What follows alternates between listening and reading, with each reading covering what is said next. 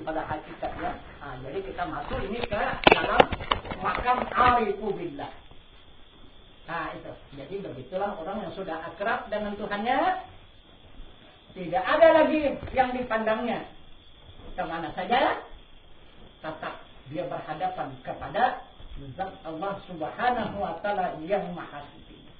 Itulah yang menghidupkan di seluruh alam semesta. Nah itu. Jadi langsung sudah kita katakan. Nah itu. Kita langsung menyerahkan diri kepada wajahnya dan kepada zatnya. Wajahnya, kodrat, bergerak, iradat, berkehendak, ilmu, mengetahui, sama mendengar, basar melihat, kalam berkata-kata, ini wajahnya, sifatnya, atau kelakuannya, atau nurnya. Nah itu. Nah kemudian zatnya, dirinya itu yang hidup, yang tidak bisa mati. Itulah hidup yang kekal dan abadi. Itulah zat yang Maha Suci. Itu maka dia bakal, dia kekal. Nah, kemudian tampak penyerahan diri kita ini. Itulah yang menjadi jiwa kita. Itulah nyawa kita. Nah, maka dikatakan jiwa kita itu suci. Nah, itu yang suci tadi. Wajahnya, wajah zat itu yang suci. Itulah diri kita, itulah apa? Jiwa kita. Nah, yang hidup itu rahasia kita. Yang hidup itu zat Allah itu rahasia kita. Nah, karena maka rahasia, dia bilang diri Tuhan itu mengatakan dirinya itu rahasia. Dijelaskannya dalam hadis qudsi. Apa kata diri Tuhan itu? La insanu sirri wa ana sirruhu. Nah, itu kata dia kan dalam hadis qudsinya. Bermula insan itu, mana insan itu adalah jiwa kita tadi. Rahasiaku dan aku pun rahasia. Jadi diri Allah itu rahasia insan dan insan itu rahasia Allah. Itu. Jadi diri Allah itu adalah rahasia diri kita. Insan itu adalah jiwa kita. Ihsan itu adalah ruhani kita ataupun hati kita. Dan manusia itu adalah badan kita. Nah, jadi siapa kita yang sebenarnya? Nah, nampak juga. Jadi siapa yang jelas itu? Kita yang jelas atau Allah yang jelas? Nah itu. Maka nyatalah Allah itu. Nah, baru kita bisa menyembah Tuhan. Nah, itu kalau sudah kenal. Kenal sudah kita kepada zatnya. Mana zatnya? Itulah yang hidup di semesta alam. Kenal kepada wajahnya. Mana wajahnya? Yang bergerak, menggerakkan seluruh manusia, yang memberikan kehendak kepada manusia, yang memberikan ilmu kepada manusia, yang memberikan pendengar kepada manusia, yang memberikan penglihat pada manusia, dan mencatatkan lidah manusia. Ini wajahnya ataupun sifatnya. Nah, kemudian asmanya mana asmanya? Asmanya itulah menjadi hati manusia. Itu mata hati coba dengar. Coba periksa hati itu apa di depannya. Ada pernah berhenti siang dan malam Allah, Allah, Allah, Allah, Allah. Ada berhenti? Tidak. Itu. Coba, ini menunjukkan dia asma Allah. Jadi tidak saja di hati Allah Allah itu ya. Jadi dipertunjukkan oleh Al-Quran. Nah gitu. Apa kata Al-Quran? Summa yatalilu duluduhum wa qulubuhum ila zikrillah. Kalau dilengkapkan makna itu diambil pangkal ujung aja dia. Masyarakatlah dari kulit kamu hingga hati kamu katanya. Padahal tidak. Dilengkapkannya maknanya itu. Summa yatalinu juluduhum wa qulubuhum ila zikrillah. Maksudnya tetapkanlah dan masyarakatlah dari kulit kamu, daging kamu, darah kamu, urat kamu, tulang kamu, sumsum kamu dan hati kamu zikir Allah. Ini semua lapisan tubuh kita berzikir, menyebut Allah. Karena dia asma. Petunjuk Al-Quran, jangan sunnah itu cukup. Nah, ini di situ kita bisa bingung kalau kita tidak paham. Kenapa? Maka Allah dan Rasul tidak sejalan. Nah, gitu. Allah menunjukkan dari kulit sampai ke kalbu. Kita coba, kita laksanakan, tidak bisa. Nah, kita zikirkan dulu kulit, habis kulit ke daging, dari daging ke darah, dari darah ke tidak bisa. Jadi yang bisa kita mengikut sunnah Rasul. Bagaimana? Kalbu dulu penuhi kalbu. Nah itu, penuhi sebanyak-banyaknya zikrullah itu, penuhkan. Sudah penuh, dia melimpah ke sumsum. Penuh di sumsum, melimpah ke tulang. Dari tulang melimpah ke urat.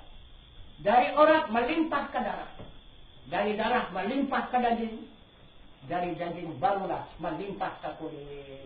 Baru betul. Yang dikatakan Al-Quran tadi, summa talinu juluduhum wa qulubuhum ila zikrillah. Maksudnya tetapkanlah, masyarakatlah dari kulit kamu, daging kamu, darah kamu, urat kamu, tulang kamu, sumsum kamu, dan hati kamu zikir Allah. Nah, jadi Allah menuju dari luar ke dalam. Tapi tidak bisa kalau kita laksanakan. Kalau tidak ikut Rasul dari dalam keluar, baru bisa. Nah, jadi siapa dia kita? Asma Allah kan? Nah, jadi hati dia mengaku Allah. Sumsum mengaku Allah. Tulang mengaku Allah. Urat mengaku Allah. Darah mengaku Allah. Daging mengaku Allah. Dan kulit mengaku Allah. Di mana tempat syaitan menumpang? Ada? Coba pernah? Ada mana? Tidak ada kan? Nah, maka itulah yang dikehendaki ataupun yang diminta oleh Nabi kita Muhammad SAW dengan sabdanya, qalbu mu'minin baitullah. Hati orang yang beriman itu rumah Allah. Berani dia dekat lagi ke sudah rumah Allah itu berdiri. Berani dekat syaitan itu. Ada. Coba. Macam mana coba? Jadi kalau sudah ini berlaku, asma Allah. Coba periksa. Ada kira-kira yang bisa disentuh neraka itu? Ada. Dari mulai kulit, daging, darah, urat, tulang, sumsum, kalbu, ada yang situ neraka? Padam pun neraka itu. Karena itu asma Allah semua. Nah, jadi inilah yang dimaksud Al-Quran itu. Bukan kita nanti sesudah ke kubur sana, baru kita kembali kepada Allah. Yang dimaksud inna lillahi wa inna ilaihi raji'un. Nah itu, kata Allah yang datang dari Allah itu kembali ke sekarang ini kita pulangkan. Bisa kita pulang kepada Allah apa tidak sekarang ini? Kalau tadi bisa pulang sampai kapan pun bisa pulang.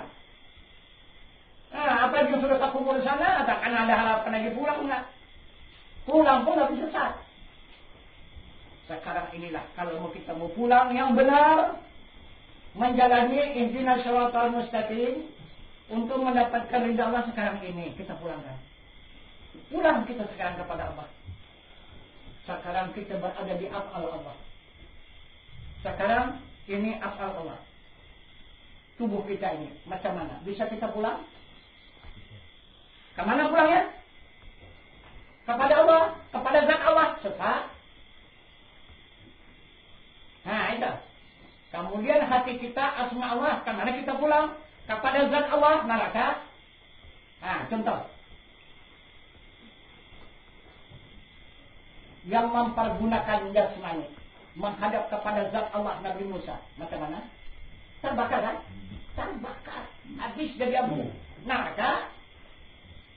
Kemudian berdasarkan malaikat, panglima malaikat Jibril ikut sama Nabi kita Muhammad SAW perjalanan Mi'raj untuk menghadap kepada zat Allah sampai Sidratul Muntaha, terbakar. Tidak usah. Berdasarkan jasmani, rohani untuk menghadap kepada Rabbani, tak bisa kita harapkan. Itu semua terbakar. Kecuali kita mendapatkan diri nurani, baru kita bisa menghadap kepada Rabbani. Nah, ini maka langsung kita menyerahkan diri ini sesuai dengan perintah Allah dan Rasul langsung kepada alam nurani. Nah, ini. Jadi baru kita bisa menghadap kepada Rabbani.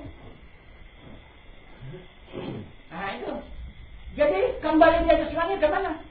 Hanya kepada rohani. Coba lihat kafiat. Ada saudara-saudara pernah belajar kafiat ya? Wah, ada tuan-tuan sudah ahli dalam kafiat ini. Ya kan? Coba lihat kafiat tarikat Naqsabandiyah. Yang pertama menghimpunkan pengenalan pada hati sanubari. Coba. Ada kita punya badan lagi tuh. Ada punya kepala, ada punya badan, ada punya tangan, ada dua kaki. Tidak ada. Yang ada hanya hati sanubari. Itu yang ada. Nah, siapa hati sanubari? Asma. Udah pulang. Nah, itu.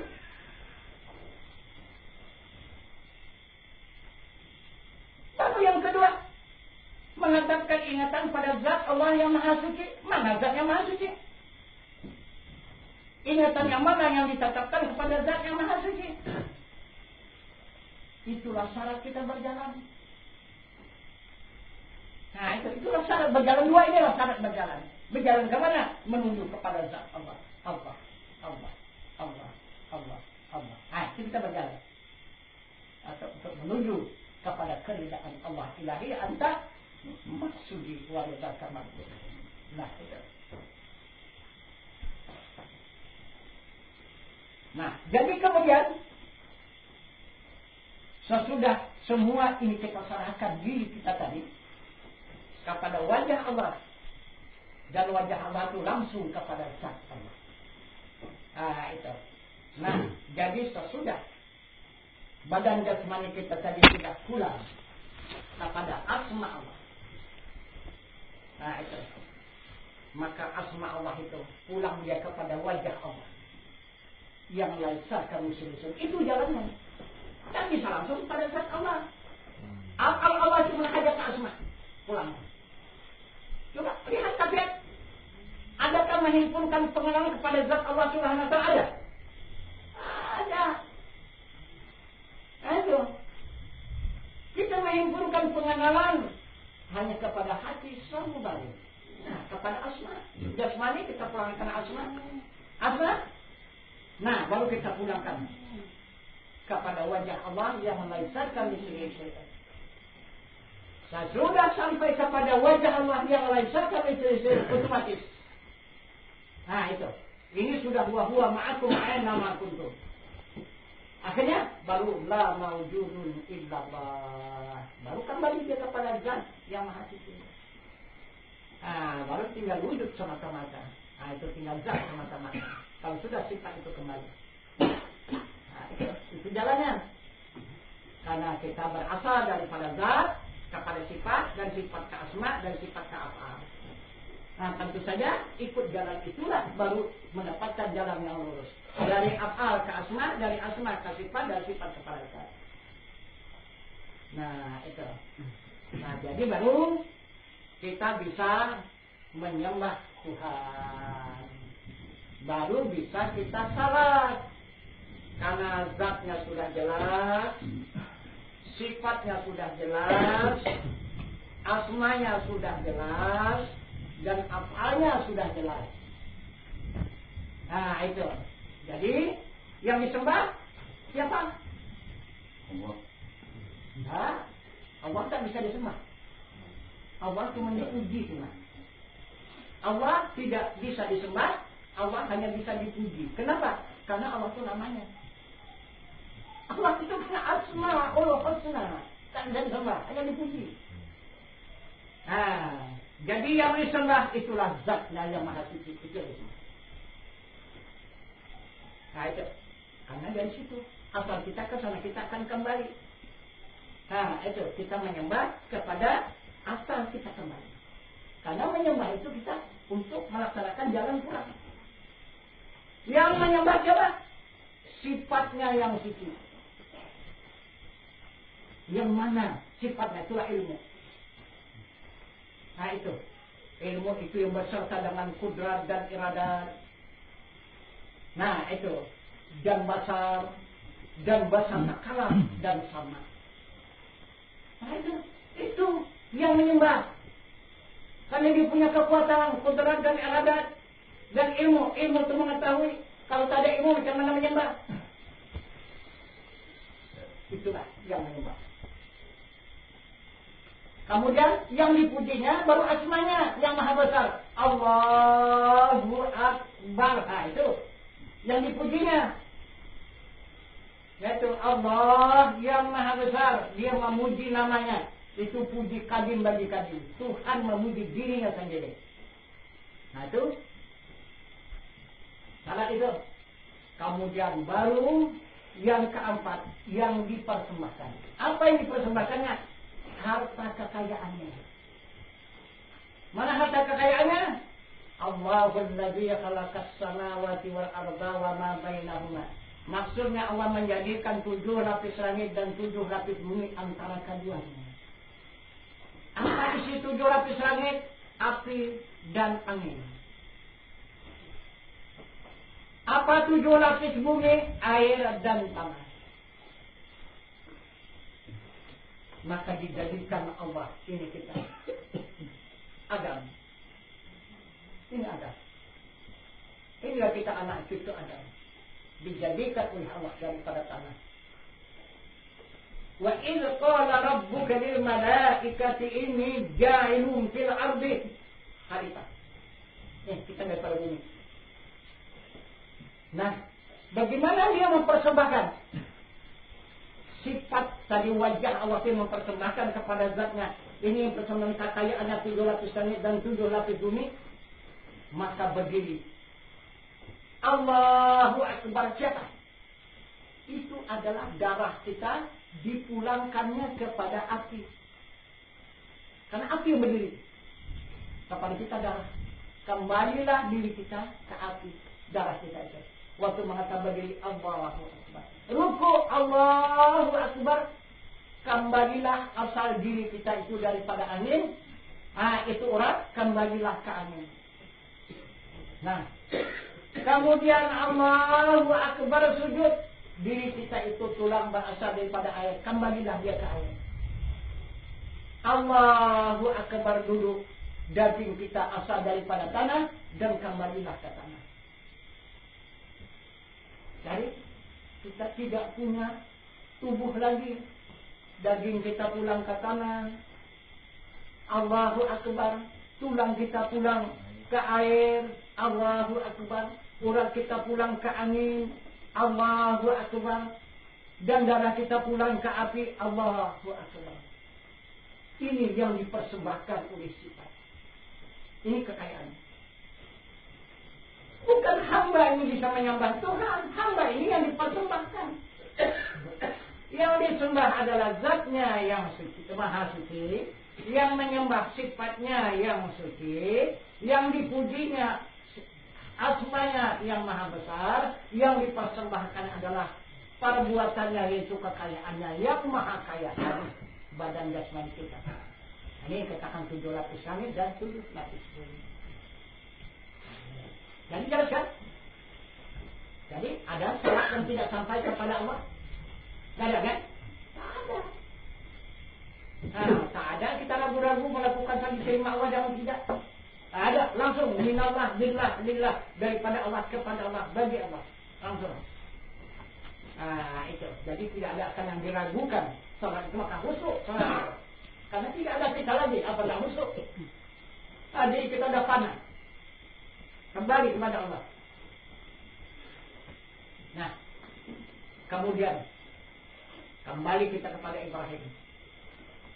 Jadi Ibrahim sesudah menceritakan ini, bagaimana caranya untuk mengembalikan diri kepada Allah itu, sesudah dijelaskannya, maka kemudian baru dikerjakannya. Pekerjaan Ibrahim menjadi sunnah, menjadi contoh teladan kepada kita semua. Nah itu, di mana saat dan waktu Ibrahim melakukan perintah Allah ini untuk menyerahkan diri kepada Tuhan yang hidup yang tiada mati, sama saja diperintah Allah itu menegakkan agama untuk membangun Masjidil Haram dan Ka'bah.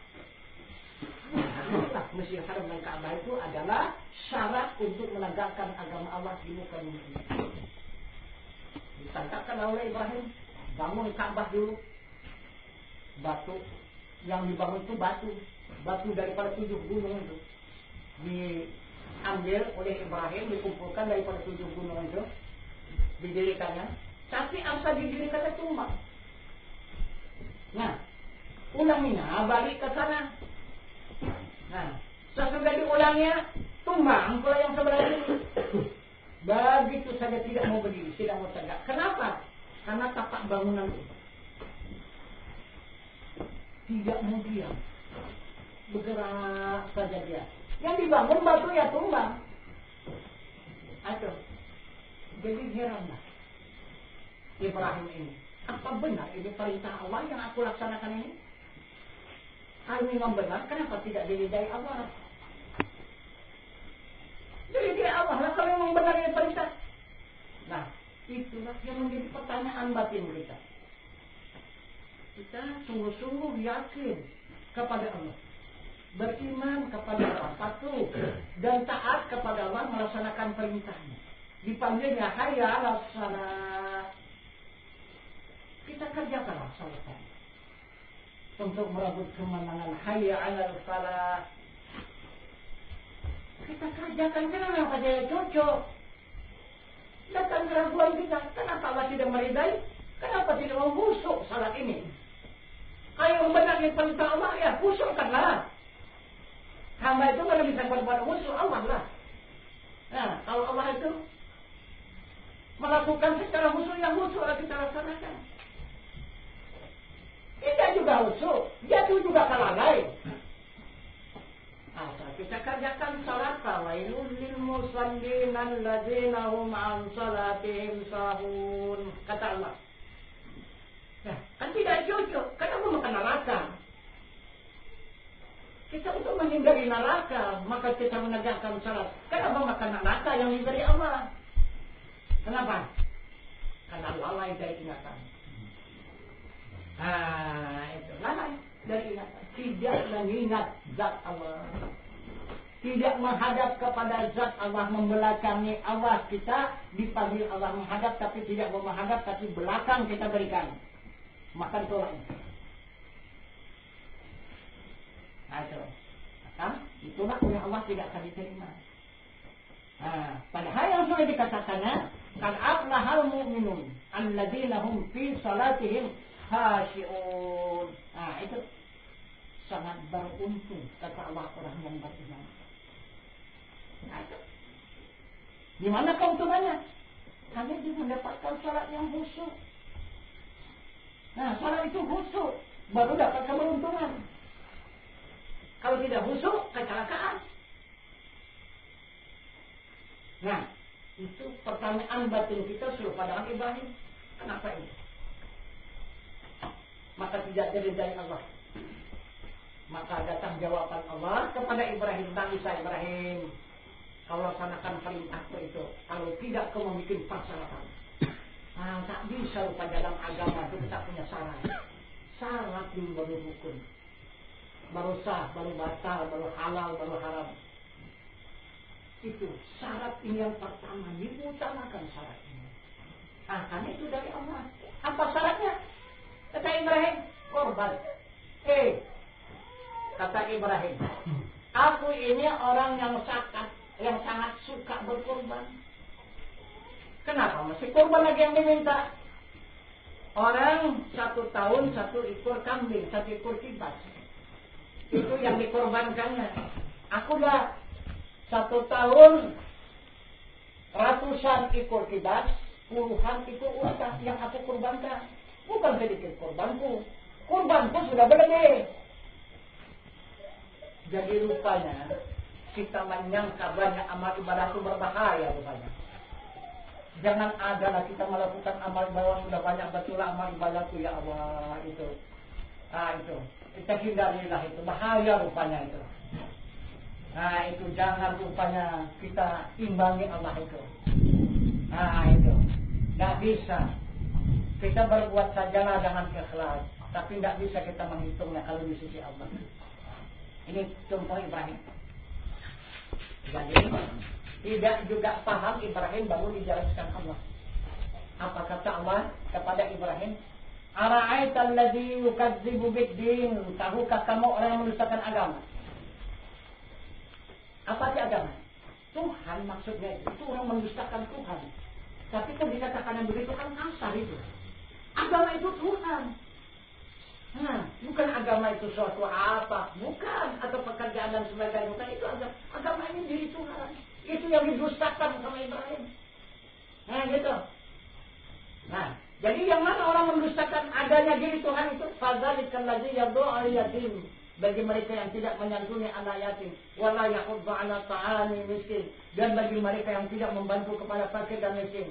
Fawailul lil musallin alladzina hum an salatihim sahun. Celaka dalam neraka oleh orang yang salat yang lalai dari ingatan. Ini berbahaya melalaikan ingatan ini. Ini karena kita mendustakan adanya Allah, adanya diri Tuhan, maka kita lalai dari ingatan. Tidak bisa kita menetapkan kepada zat Allah Subhanahu wa taala ingatan itu. Itu bahayanya. Jadi kata Allah, itulah kurbanmu yang banyak itu. Aku salurkan kepada bantuan santunan anak yatim, dan aku salurkan kepada bantuan kepada fakir dan miskin. Selamatlah harta bendamu yang banyak yang kamu kurbankan. Sudah aku terima, sudah kembali ke sisiku. Tapi sayang, apalah artinya kamu menyelamatkan harta benda yang begitu banyak? Tapi namun dirimu tidak selamat. Siapa yang menerima pengembang itu nanti? Dirimu tak selamat, tak kembali kepadaku. Kata Allah. Maka dijelaskan oleh Allah. Ya ayyuhalladzina amanu qu anfusakum wa ahlikum nar. Wahai orang beriman, selamatkan diri kamu, itulah dirimu. Dan ahli keluarga kamu daripada api neraka. Barulah dapat harta benda yang kita kurbankan itu kita ambil. Jadi kalau diri kita pun tidak selamat, ahli keluarga tidak selamat, bagaimana mengambil harta benda itu? Tak bisa. Terkejutlah Ibrahim, ya Allah, ya Tuhanku, berdosalah hambamu ini ya Allah. Ampunilah hambamu ini dengan segera hambamu akan melakukan perintahmu ya Allah. Lalulah Ibrahim, apa mencari anaknya? Mana anakku ini? Mana anakku ini? Jumpalah sana anaknya Ismail. Langsung tanya. Apa kata Ibrahim? Wahai anakku, aku bermimpi tadi malam. Tuhan memerintahkan kepadaku untuk menegakkan agamanya di muka bumi ini, membangun Masjidil Haram dan Ka'bah. Tapi syaratnya kamu dikurbankan. Macam mana anakku? Kata Ibrahim, ini yang dikhawatirkan yang lebih dulu Ibrahim. Apa jawab anaknya Ismail? Wahai ayahku, itu perintah Allah. Jangan ayahanda lalaikan. Jangan segera ayahanda laksanakan. Niscaya ayah dapati Ismail orang yang sabar. Wah, saya bisa menolak dari Ibrahim. Kita pasang, tarik anaknya, berangkatlah menuju Jabal Qurban. Sekitar 15 km itu jauhnya dari Masjidil Haram ini ke Jabal Qurban. Berangkatlah Ibrahim beserta anaknya Ismail. Sekitar 7 km dia berjalan. Anas tercegat karena dicegat oleh syaitan dan iblis dengan kekuatan yang dahsyat. Apa kekuatannya? Zumrat. Itu dikatakan orang zumrah. Ada 3 buah. Zumrah Aqabah, Zumrah Ula, dan Zumrah Ustad. Tak bisa lihat. Itu. Kemudian apa kata Ibrahim? Ya Allah, aku melaksanakan perintahmu. berikanlah petunjuk dan bantuan kepadaku. Bagaimana aku melewatinya ini untuk mengusir setan dan iblis ini. Maka datang petunjuk Allah, ya Ibrahim, ambil batu, isi dalam kalimat Bismillahirrahmanirrahim. Dilimpahnya ke arah setan, tampaknya. Jangan batu berisikan kalimat itu. Naik lagi dia di sumber yang kedua. Tadi juga juga. Nah, dikejar lagi oleh Ibrahim, limpar, tercampak lagi dia. Nah, naik lagi dia di sumber yang ketiga. Wah, hebat juga ini kata Ibrahim. Bagaimana? Ini satu kali lagi nih. Nah, maka dikejar dua arah oleh Ibrahim dan Ismail. Jadi serentak Bismillahirrahmanirrahim. Hilang. Karena dia ketakutan, karena terbakar itu. Nah, itu.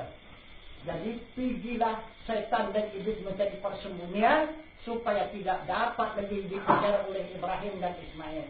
Di situ dia mendapat persembunyian yang aman. Nah, disitulah dia berusaha, bekerja dan berkuasa. Mana? Ini kalbu manusia. Wah, barulah menamakan dia kekuatannya uzur sumata kuduria asal dengki dan tinggi diri. Nah, itu. Inilah yang menjadi jin wanas di diri manusia. Nah, itu mengganggu kita melakukan amal ibadah. Dicegatnya amal ibadah kita. Tidak bisa langsung kepada Allah. Nah, ini. Jadi ini usiran dari jumrah lama. Kenapa maka dihalanginya Ibrahim? Dia tidak tahu. Ah, itu. Begitulah tajamnya ilmunya iblis itu. Apabila Ibrahim langsung ke Jabal Qurban, dapat dilaksanakannya perintah Allah itu mengorbankan anaknya, maka pasti tegak agama Allah di muka bumi ini. Kalau sudah tegak agama Allah di muka bumi ini, maka kekuatan setan dan iblis akan hancur berantakan. Inilah yang ditakutkannya. Nah, maka Allah mengatakan kepada kita hamba, pekerjaan Ibrahim dan Ismail ini menjadi uswatun hasanah, menjadi contoh tauladan yang baik. Itu kata Allah. Ah, itu. Apa bagi kita? Nah, inilah kesempatan kita dipanggil oleh Allah karena kita tidak berdaya serupa dengan Ibrahim, tak bisa mengusir setan dan iblis itu kalau tidak dibantu oleh Allah. Nah, ini maka Allah memanggil kita, serahkan dirimu kepada Tuhanmu yang hidup, yang tiada mati. Jika ikhlas kita menyerahkan diri mengikuti perintah Allah, otomatis Allah akan menyampaikan kekuatan setan dan iblis itu. Nah, ini yang paling ditakuti oleh setan dan iblis. Boleh kita perintah. Gimana kita mikir? Beramal sepanjang masa, salat, puasa, zakat, haji 20 kali kita ulang. Adakah yang ditakuti oleh setan dan iblis? Tidak ada. Tak ada dia yang takut. Nah, bertambah gemuk dia. Karena pahalanya kita kerjakan amal ibadah dia. Bukan untuk Allah. Kalau kita sampai kepada Allah, tidak kita terima lagi amal ibadah kita itu. Balasannya. Nah, tapi kalau baik hati, ini yang paling takutnya. Jika hamba itu menyerahkan diri kepada Tuhan, dia mau dimengalami. Tak ada tampaknya numpang lagi. Otomatis tabangnya. Ini yang paling takutkan oleh setan dan iblis. Itu maka inilah yang paling mulia di sisi Allah. Inilah berbahaya. Ini yang paling ditakuti oleh penjajah tanah air kita dulu. Itu maka ini tidak pernah keluar di mana-mana. Nah itu. Karena ulama itu takut ini kalau dulu mengeluarkan ini 350 tahun yang telah lalu, ini dipancung ini hukumannya. Ini paling ditakuti oleh penjajah. Inilah dia. Ini dikatakan agama.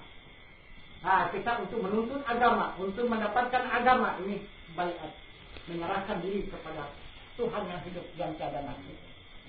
Betul. Takutnya apa? Karena kalau sudah kita berbaiat, kita sudah serahkan diri kita kepada Tuhan. Kita sudah punya kekuatan yang lain. Tidak sekedar hanya kekuatan manusia saja.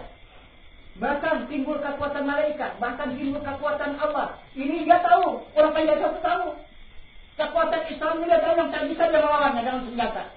Senjata dia tidak mampu melawan ini. Dia tahu. Ini maka apa kata dia istilahnya? Anak kecil yang kecil mudik sedang tidur, jangan diganggu. Dia ada dia tidur nyenyak. Yang penting harta bendanya diambil. Itu istilah. penjajah dulu. Jadi kita umat Islam ini katanya anak kecil. Nah itu bodoh. Tidur pula. Mana tahu kita tanah air kita dijajah. Mana tahu hasil bangsa Indonesia dilarikannya ke negara dia. Nggak tahu kita. Kalau hanya kita beramal, beribadah, itu orang bodoh. Kata penjajah itu dulu. Anak kecil, orang bodoh. Nah itu, bisa saja itu kita mau bikin apa dia. Mau dicampak sana, campak sini, dia tidak tahu, tak tahu dia dengan hati. Ini yang takutkan ini, dia berbaikat. Diserahkannya dirinya kepada Tuhannya. Ini yang ditakutinya. Dia pasti akan tercampak. Akhirnya, yang ditakutinya itulah yang akan timbul. Nah, tapi tidak dengan pelaksanaan baiat ini. Dengan apa? Maka bisa kita rebut. Bukan sedikit perjuangan, bukan sedikit sudah pengorbanan. Bangsa kita untuk merebut tanah air tidak akan berhasil. Jadi, maka berhasil merebut tanah air. Coba kita ingat. Dengan sebab apa? Dengan sebab kita melaksanakan sumpah pemuda. Nah, dengan ada sumpah pemuda, bangsa ini yang menyadari dirinya. Satu bangsa, satu tanah air. Nah, satu bahasa. Jadi akhirnya semua sudah menjadi satu, menyatu. Sabang Merauke timbul semboyan. Hidup atau merdeka. Mati atau merdeka. Maka serentak mengucapkan Allahu Akbar. Bergementar itu penjajah itu. Nah, di situ dia menyerahnya. Bukan ada kekuatan apa-apa kita. Jangan hanya kalimat tauhid. Maka disertai dengan perjuangan yang menyatu dari Sabang Merauke. Maka berhasil kita merebut tanah air bangsa Indonesia menjadi milik bangsa Indonesia. Udah berapa tahun sudah lepas kita daripada penjajah? Kok masih dijajah juga? Nah itu. Maka kita keluarkan ini masalah ini. Baiat ini. Untuk menegakkan agama Allah di muka bumi ini. Kok masih terjajah? Coba. Ini satu berbanding 1000 ini. Nah, satu kita keluar, tapi 1000 masih penentang. Kenapa kita umat Islam maka tidak mau sadar? Coba, 350 tahun kita sudah tertanam agama Islam ini. Bahkan orang luar daripada agama kita menghitung dan mengukur agama Islam tinggal 5% saja. Coba kan, berapa kekuatan 5%? Maka habis lah itu. Gitu. Nah, jadi rupanya Allah tidak mengizinkan. Nah, itu walaupun tinggal 5%, tapi mulai bangun kembali di mana-mana. Di seluruh tanah air Indonesia ini bangun sekarang. Jiwa manusia ini bangun untuk menuntut haknya. Karena haknya sebenarnya. Dia untuk mendapatkan jiwa yang tenang. Dia menuntut hak yang sebenarnya. Tanah air yang zahir sudahlah dapat kita rebut, tapi kita jangan bersama-sama. Cara bergotong royong. Seluruh bangsa Indonesia merebutnya. Ini satu tanah air lagi. Ini alam bakar. Sedang dijajah ini. 7 kerajaan yang mendudukinya. Nah itu, kerajaan Uzuk, Semasat, Buria, Hasad, Tinggi dan Tinggi Diri. Habis bangunan yang ada di sini. Bangunan Allah yang ada di sini habis tenggelam. Hanya tinggal jumlah. Nah, macam mana? Ini tidak berkawan, kita hanya seorang diri kita ini. Menantang 7 kerajaan itu. Alhamdulillah kalau kita bersatu Allah ini. Nah, itu. Kita akan dapat menyampaikan kekuatan 7 kerajaan ini. Tapi kita bersatu Allah. Kita akan mengusir yang 7 kekuatan ini. Tapi kita bersatu Allah. Nah, ini dia jalannya baiat ini. Tidak ada jalan yang lain. Coba usahakan jalan lain kalau ada untuk mengusir kekuatan ini. Supaya aman ini. Ini apa nih? Kalbu kita ini. Dijadikan oleh Allah Subhanahu wa Ta'ala. Ini tanah apa ini?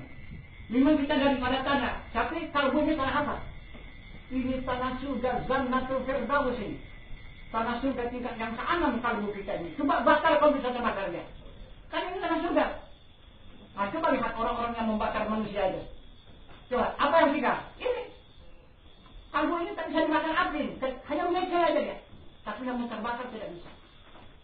Karena ini tanah surga zanatul firdaus ini dijadikan oleh Allah. Nah itu, tanpa apa? Tanpa iman. Kenapa maka iman tidak ada? Coba. Kenapa maka tidak ada iman? Coba. Yang ada hanya kafir di dalamnya. Yang mana kafir? Uzub, Sum'ah, Takburiyah, Hasan, Jinti, dan tinggi jadi itu kan kafir.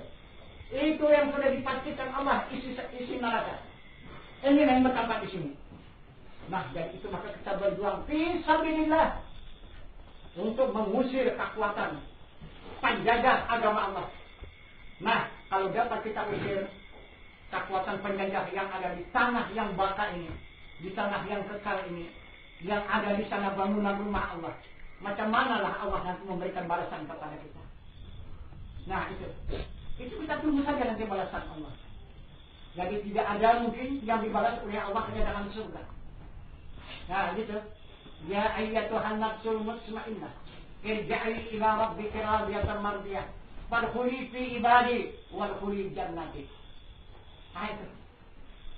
Tidak ada balasan dari Allah, maka dipanggil ialah kita. Nah, karena kita sudah mendapatkan jiwa yang tenang, maka dipanggilnya dengan hati yang ridha, dan aku terima dengan keridhaan, kata Allah. Maka dimasukkannya ke dalam gulungan hamba-hambanya yang baik dan masuk ke dalam surga. Wadkhuli jannati, dan masuk ke dalam surga. Tidak ada balasan Allah, hanya masuk ke dalam surga. Nah, itu siapa yang dapat memenangkan perjuangan, mengusir penjajah yang ada di tanah tempat bangunan rumah Allah ini. Nah, itu maka diberikan Allah nafsu akiliyah, jiwa yang tenang. Nah, itu yang dijanjikannya dengan dakhalal jannah. Jalannya. Nah, jadi kemudian Ibrahim langsung ajab kurban, tidak ada lagi yang menghalangi. Ismail terus meletakkan tubuhnya di atas batu, siap untuk dikorbankan, untuk dijadikan tebusan, menegakkan agama Allah di muka bumi ini. Maka Ibrahim melihat anaknya, tercengang dia. Dilihat oleh Ibrahim, anaknya itu cukup ikhlas menyerahkan diri kepada Allah. Maka Ibrahim bertanya, wahai anakku, ada yang kamu minta? Kata Ibrahim, ada yang enggak? Apa itu? 2. Nah, kamu ceritakan apa? Pertama, surban ayahnya itu cabutlah. Maksudnya, tutup seluruh tubuh Ismail. Jangan nampak. Supaya ayahnya tidak anggar nanti melaksanakan perintah apa itu untuk menyembelih anak itu. Ya pula, kata Ibrahim, cabutnya surbannya, tutupnya tubuh anaknya tak nampak lagi. Satu lagi Ismail. Satu lagi, di waktu ayahnya mencabut pedang nanti, diucapkan Bismillahirrahmanirrahim, Allahu Akbar, kuat-kuat. Maksudnya, supaya Ismail tidak mendengar suara pedang itu keluar dari sarungnya. Supaya Ismail tidak cacat. Keikhlasan menyerahkan diri kepada Allah untuk dijadikan tebusan menegakkan agama Allah di muka bumi ini. Baiklah, kata Ibrahim, maka diucapkan rasanya mencabut pedang. Bismillahirrahmanirrahim, Allahu Akbar, Bismillahirrahmanirrahim, Allahu Akbar, Bismillahirrahmanirrahim, Allahu Akbar. Lepas pedang dari sarungnya. Maka diletakkannya ke leher Ismail, pejamkannya matanya. Kemudian barulah dia menyerahkan kepada Allah. Bagaimana penyerahan Ibrahim? Bismillah, Allahumma hadza minka wa ilaika. Korban Ismail bin Ibrahim, Bismillahirrahmanirrahim, Allahu Akbar. Selesai penyembelihan. Terasa tangan Ibrahim kena darah, maka dia pun berdoa. Rabbana atina fid dunya hasanah wa fil akhirati hasanah wa qina adzabannar. Amin. Di belakang Ibrahim. Terkejut Ibrahim, siapa yang mengaminkan doaku ini? Tidak ada yang menyesal, hanya aku dengan anakku sudah aku sembelih. Siapa yang aminkan doaku ini? Ibrahim, jangan diragukan lagi. Bukalah mata Ibrahim, cabut surban itu kembali. Maka Ibrahim membuka matanya, tetap surbannya masih tertutup. Cabutnya surban. Maka tergulinglah kambing kibas yang besar. Itu yang kena sembelih. Terkejut lagi Ibrahim, siapa yang punya pekerjaan? Nah, baru datang Ibrahim. Ya Ibrahim, ini pekerjaan Allah. Allah yang menebus diri Ismail dengan kibas ini. Karena yang diminta Allah bukan darah Ismail tertumpah di bumi Allah ini. Dan bukan daging Ismail yang dibagi-bagikan kepada fakir dan miskin. Yang diminta Allah, ya Ibrahim, niat ikhlasmu itu. Wah, terkejut lagi, terus langsung sujud ya. Sujud. Baru dipertunjukkan Allah rahasia sujud. Sesudah jumpanya rahasia sujud, baru bangun. Tidak timpul lagi, tariknya tangan Ismail balik lagi ke Mekah. Nah, sampai di Mekah terus bangun Ka'bah. Berkeliling terus. Nah, di sini Ibrahim, di sana Ismail. Di sana Ibrahim, di sini Ismail. Putar terus. Tidak ada henti-henti. Siap Ka'bah, baru Masjidil Haram. Nah itu. Sudah siap Masjidil Haram, barulah timbul tanda. Nah, itu. Hijr Ismail dan makam Ibrahim. Itulah tandanya. Kalau cara kita stempel itu. Nah, itu bahasa asli bangunan Ibrahim dan Ismail. Itulah tandanya hijr Ismail dan makam Ibrahim. Baru ada agama Allah di muka bumi ini. Tegak agama Allah di muka bumi ini, tapi tidak sempurna. Tidak sempurna. Begitu dahsyatnya sudah Ibrahim beserta Ismail melaksanakan pengorbanan menegakkan agama Allah, tapi tidak sempurna. Sempurnanya menunggu kedatangan Nabi kita Muhammad SAW ke Rasul ke-25. Jangan apa? Jangan perjalanan Nabi kita Muhammad SAW melakukan Isra dan Mi'raj menghadap kepada Zat Allah Subhanahu wa Ta'ala untuk mendapatkan suratul Fatihah, untuk mendapatkan salat 50 waktu sehari semalam, untuk mendapatkan panji-panji mensyafaatkan umat, untuk mendapatkan hijrah. Itu pemberian dari Zat Allah Subhanahu wa Ta'ala 4 perkara. Itu yang diterima oleh Nabi kita Muhammad menghadap Zat Allah Subhanahu wa Ta'ala yang diceritakan di dalam Al-Quran oleh Allah, Masjidil Aqsa. Itu pertemuan Nabi dengan Tuhannya, Masjidil Aqsa. Maka turun Nabi masuk ke Masjidil Haram, baru sempurna agama Allah di muka bumi ini. Baru Nabi naik ke Jabal Qudus menjumpai sahabat dan umat, baru dia hijrah ke Madinah. Nah, itu yang disunahkan oleh Nabi kita Muhammad Sallallahu Alaihi Wasallam. Nah, ini dijadikan Allah contoh teladan Nabi. Ibrahim beserta Ismail yaitu bapak agama. Jadi apabila kita tidak mengikuti ini, kita tidak beragama. Nah, itu. Jadi kita ikutilah perbuatan Ibrahim dan Ismail, baru kita punya agama.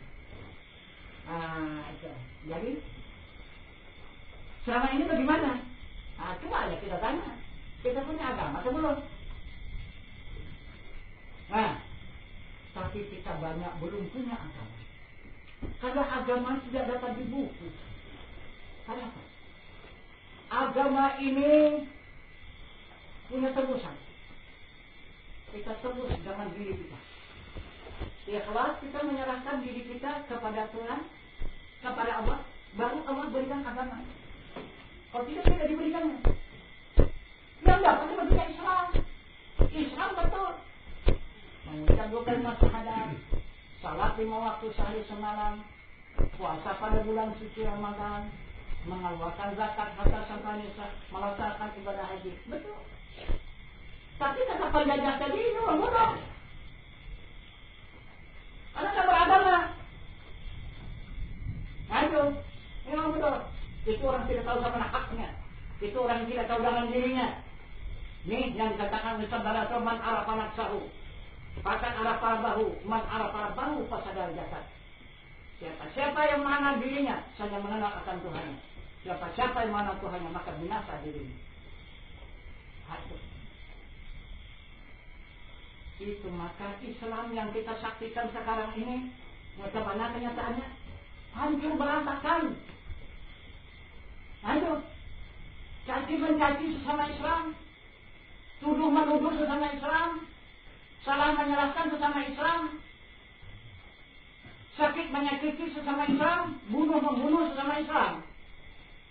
Agama luar ketawa, bertepuk melihat kelakuan umat Islam. Ini sebabkan apa? Disebabkan tidak punya agama. Orang yang tidak beragama tidak punya pegangan. Hanya Islam itu saja tak punya pegangan. Nah itu. Jadi apa pegangannya? Kalau orang yang beragama, ada dua pegangan orang yang beragama itu. Apa dia? Al-Quran, Al-Hadis. Itu pegangan orang yang beragama. Mana Al-Qurannya? Hablum minallah wa hublum minan nas. Arahkan hubungan kepada Allah dan hubungan kepada sesama manusia. Nah, dari mana datang berantakan? Itu maka Islam tidak ada persatuan dan kesatuan, persaudaraan. Tidak ada itu Islam. Sudah beragama kita berada persatuan dan kesatuan dan punya persaudaraan. Ini persatuannya. Jadi bagaimana agama? Oh, agama lakum dinukum waliyadin. Itu kata Allah, agama untuk kamu lah. Agama untuk aku. Asal agama silakan masing-masing. Tapi namun sesama manusia. Arahkan bagaimana? Kenapa? Karena Allah tidak berpisah dengan manusia. Dan manusia juga tidak bercerai dengan Allah. Kita musuhi manusia berarti musuhi Allah. Bagaimana? Hancur. Ini kita beragama, punya pedoman, mengarahkan hubungan kepada Allah, hubungan kepada sesama manusia. Maka Rasul lagi mengatakan, innamal mu'minuna ikhwatun. Orang yang beriman bersaudara. Tidak berpilih bersuku, bangsa, keturunan. Siapa yang beriman? Itu saudara kita. Sayangilah dia. Menyayangi saudara itu otomatis menyayangi diri kita sendiri. Menyakiti saudara kita itu berarti menyakiti diri kita sendiri. Selamatkanlah saudara kita itu. Kalau dia sarankan, berarti kita menyelamatkan diri kita sendiri. Itu kata Rasul. Bagaimana? Di mana ada permusuhan? Di mana ada pergaduhan? Kalau sudah kita bersaudara, ya ada kan? Nah, akhirnya diingatkan lagi oleh Allah. Apa kata Allah? Wa ati'ullah wa ati'ur rasul ulul amri minkum. Itu kata Allah. Dan taatlah kamu kepada Allah, dan taatlah kamu kepada Rasul, dan kepada pemimpin kamu. Nah, taat kepada Allah, taat kepada Rasul, tidak taat kepada pemimpin, tidak betul. Nah, karena pemimpin itu adalah wujudnya Allah dan Rasul, itu pemimpin. Kalau tidak ada Allah dan Rasul, tidak ada pemimpin. Nah, itu. Jadi wujudnya Allah dan Rasul, itulah pemimpin. Jadi kita patuh taat kepada pemimpin, otomatis kita mentaati Allah dan Rasul. Ini orang yang beragama. Jadi agamanya bagaimana? Sabda Rasul mengatakan, awaludin ma'rifatullah. Bermula awal agama mengenal Allah. Karena kepada Allah baru kita punya dapat awal agama. Mana Allah? Allah itu alif lam lam ha kalimahnya. Alif menunjukkan zat, lam pertama menunjukkan sifat, lam kedua menunjukkan ada asmanya, dan ha menunjukkan afalnya. Jadi katakan Allah itu ada zat, ada sifat, ada asma, ada afal. Kenal kepada empat martabat ini, baru kita mendapat awal agama. Belum sempurna agama. Berawal. Nah, ini agama. Nah, itu barulah datang Islam. Salat menjadi tiang agama, puasa menjadi pintu agama, zakat menjadi perhiasan agama, Haji menjadi kesempurnaan agama. Jadi di mana ini didirikan yang kalau ada agamanya? Nah, tak ada kan? Tak ada. Itu maka kita didirikan tumbang, salat kita itu. Karena tidak ada agamanya. Nih, sesudah kita serahkan diri kita dalam pelaksanaan baik baru kita diberikan Allah agama. Nah, itu. Kalau tidak diberikan, karena Allah memberikan agama dengan perintah. Nah, itu. Nah, jadi kemudian Nabi kita Muhammad Sallallahu Alaihi Wasallam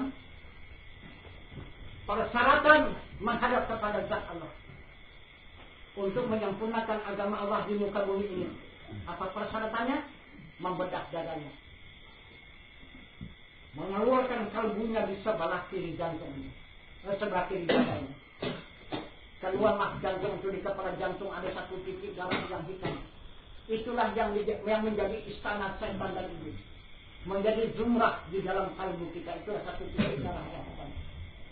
Nah, itu yang dicungkil, dibuang oleh mereka Jibril, kemudian dicuci dengan air Zam-Zam dalam 3 kali pencucian. Sudah bersih, Jibril pergi ke dalam surga, mengambil 3 buah bajana. Apa bajana itu? Bajana itu benda yang dicintai oleh Allah. Apa isi 3 buah bajana itu? Isinya 7. Pertama ilmu, kedua iman, ketiga Islam, keempat sabar, kelima fikir, keenam nur, ketujuh hikmah. Ini yang dimasukkan ke dalam kalbu Nabi. Penuh kalbu Nabi dengan 3 buah bajana. Inilah perbakalan dia menghadap kepada Zat Allah. Jangan mensucikan penyakit hati. Itu perbakalan. Syarat membersihkan penyakit hati, perbakalan mengisi 3 buah bajana. Barulah dia berangkat. Isra dari Makkah sampai ke Baitul Maqdis. Mi'raj naik ke langit 7 lapis langit sampai Sidratul Muntaha. Munajat melewati alam nur 70.000 lapis. Bermusyahadah menghadap kepada Zat Allah Subhanahu wa Ta'ala. Baru dia mendapat suratul Fatihah umur kita. Jadi yang kedua, baru mendapatkan salat 50 waktu sehari semalam. Apa itu salat? Apa itu salat? Salat itu adalah kenyataan dari suratul Fatihah. Itulah dia wujud Fatihah menjadi salat 50 waktu sehari semalam. Siapa itu Fatihah? Nah, sesudah menjadi salat 50 waktu sehari semalam dikatakan oleh Allah dalam Al-Quran salatan daimun. Ini salat yang tidak berkeputusan. Bukan inna salata kanat alal mu'minina kitaban mawquta yang 5 waktu, bukan. Ini untuk jasmani. Ini untuk nurani kita, untuk jiwa kita, ini perbakalan jiwa kita untuk menghadap kepada Zat Allah 50 waktu sehari semalam. Tak ada memiliki salat 50 waktu berangkat kata Allah. Tidak terimanya. Inilah yang dikirim oleh Allah melalui Rasul kita. Perbakalan kita menghadap kepada Zat Allah salat 50 waktu sehari semalam tidak berkeputusan diceritanya dalam Al-Quran. Kalau yang 5 waktu untuk jasmani, tidak dia kepada Allah. Dia pulang asalnya minha khalaqnakum wa fiha nu'idukum. Dia yang dijadikan Allah dari tanah, dia pulang ke tanah. Itulah yang dibawanya 5 waktu sehari malam. Ini kita kosong. Ada apa yang kita bawa pulang? Untuk jasmani sudah, tapi untuk nurani kita, jiwa kita yang pulang kepada Allah. Nah, ini banyak kita tak ada perbakalan pulang. Ini cuma kebanyakan arwah-arwah kita yang pulang menghadap kehadirat Allah. Nah, itu. Coba kita lihat nanti. Nah, itu alam mukasafahnya. Nah, itu. Kasihan kita menengok umat Islam yang terdahulu dan yang akan datang. Nah, kalau tidak punya perbakalan. Nah, ini yang dimaksud oleh Allah untuk tauladan. Nah, itu. Nah, jadi kemudian yang 3 buah bejana inilah yang tinggalkan oleh Rasulullah di muka bumi ini. Dijadikannya pusaka. Ini maka diwajibkan oleh Rasul tiap-tiap umat itu menuntut pusaka. Yang ditinggalkan oleh Rasul, maka terjaminlah keselamatan dia di dunia dan di akhirat. Apa pusaka yang ditinggalkan oleh Rasul? Isi kalbunya, bukan hasil usahanya. Kita meninggalkan pusaka hasil usaha. Muhammad tidak. Kalau hasil usaha kita tinggalkan hanya untuk berebut anak cucu. Nah itu untuk bergaduh aja dia. Tetapi kalau ini sekarang, nah itu yang ditinggalkan oleh Rasul menjadi pusaka. Rebutlah sebanyak-banyaknya. Tak ada yang bergaduh enggak? Itu adalah sebanyak-banyaknya pusaka Rasul ini. Inilah harta Allah. Nah itu, ini harta Allah. Jadi jangan pusaka Rasulullah, jangan harta Allah. Dulu kita pulang kepada Allah Subhanahu wa Ta'ala. Nah gitu. Melaksanakan perjalanan inna lillahi wa inna ilaihi raji'un. Untuk menghadap irji'i ila rabbika radiyatan mardiyah. Itu untuk menghadap kehadap zat Allah Subhanahu wa Ta'ala dengan hati yang rida dan diterima dengan keridaan. Nah, jadi kalau sudah Allah rida kemana ditempatkan, ada tempat yang lain, wadah jannah nanti. Karena dengan rida Allah orang mendapatkan surga. Allahumma inna nas'aluka ridha wal jannah. Tidak ada orang yang mendapatkan surga kecuali dengan rida Allah. Nah ini. Jadi kemudian inilah contoh tauladan Allah menceritakan kepada kita hamba dan mengingatkan kepada kita hamba. Ibrahim menegakkan agama Allah di muka bumi ini dengan mengorbankan anak yang sangat dicintai. Macam manalah perasaan Ibrahim itu yang diminta Allah dikorbankan. Kemudian Ismail mengorbankan jiwa dan raga. Macam mana coba mengikhlaskan jiwa dan raga itu? Tidak mudah. Pulangkan kepada Allah untuk melancarkan segala.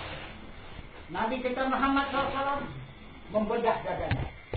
Diserahkan kepada Jibril, dibedah oleh Jibril. Dibuka dadanya ini. Dikeluarkan kalbunya. Dibuang penyakit hatinya. Dicuci dengan air Zam-Zam. Maka baru dimasukkan dengan 3 buah bajanya ke dalam kalbu Nabi. Baru dicap dengan khataman nubuah antara 2 malaikatnya. Baru diperjalankan Isra, Mi'raj, Munajat dan Musyahadah. Menghadap kehadirat zat Allah Subhanahu wa Ta'ala untuk mendapatkan ahsan. Nah itu. Begitulah 3 orang rasul menegakkan agama Allah di muka bumi ini. Tidak mudah menegakkan agama Allah ini. Begitulah dahsyatnya perjuangan mereka.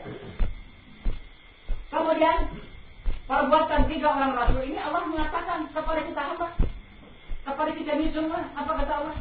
Laqad kana lakum fi Rasulillahi uswatun hasanah. Telah ada atas diri Rasul contoh teladan yang baik bagi kami. Itu kata Allah. Ini yang terbaik. Tidak ada yang lebih baik. Ini lebih baik. Di atas daripada amal ibadah ini dia. Inilah syariat membentuk perbuatan 3 orang rasul mengikuti perintah Allah. Kemudian Rasul mengatakan lagi kepada umatnya dalam sabdanya, "Annikahu sunnati, faman ya'mal bi sunnati falaysa minni." Penyerahan diri itu kata Rasul pekerjaanku. Siapa-siapa yang tidak melakukan bukan dari gulunganku. Nah, macam mana coba? Apakah sakit hati orang? Dikatakan bukan umat Muhammad. Orang sudah betul-betul mengaku umat Muhammad. Tapi Muhammad tidak pernah mengaku dia umat. Hah, macam mana? Ini yang penting. Walaupun kita tidak mengaku umat Muhammad, tapi Muhammad mengaku kita umatnya apa? Siapa yang menolak? Ada. Coba kita katakan kita ini anak presiden. Macam mana? 1000 kali kita katakan si anak presiden. Tapi presiden tak pernah kenal sama kita. Tak pernah mengaku kita itu anaknya. Tapi kalau dia mengakui, itu ada di sana anakku, mau apa? Siapa yang jaga? Siapa yang marah? Ini contoh. Begitulah kita katakan. Yang penting kita diakui Allah umatnya dan Rasul. Allah itu mengakui kita hambanya dan Rasul itu mengakui kita umatnya. Ini. Jadi kita ikutilah perintah Allah, kita ikutilah sunnah Rasulullah. Maka jelas kita itu ikuti. Kemudian Allah menjanjikan kepada hambanya yang ikhlas menyerahkan diri kepadanya Di dalam pelaksanaan baiat ini Allah akan berjanji kepada hambanya akan memberikan 6 perkara. Nah ini yang perlu kita jaga itu nanti, yang kita betul-betul jangan kita lupakan. Kapan datangnya pemberian Allah itu? Yang pertama, akan diberi Allah agama. Anak agama, iman, Islam, tauhid, ma'rifat. Ini 4.